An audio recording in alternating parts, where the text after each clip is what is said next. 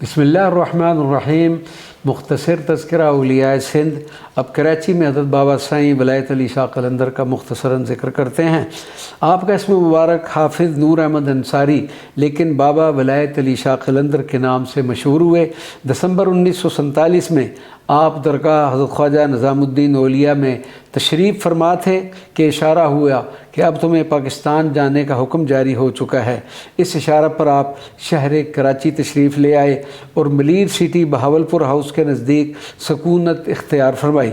मलीर के मुतल्लिक़ आप रहमतुल्लाह अलैह के मुर्शिद वली कामिल हज़रत ख्वाजा ग़ुलाम फ़रीद ने अपनी काफ़ियों में बहुत ही खूबसूरत अंदाज में तज़किरा फरमाया है।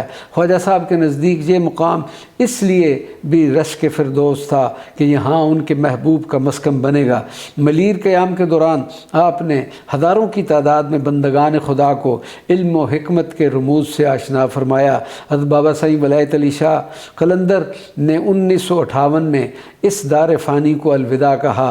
आपका मज़ार मुबारक मलीर सिटी में मशहूर मारूफ़ है और लायक ज़ियारत है। वमा अलैना इल्लल बलागुल मुबीन।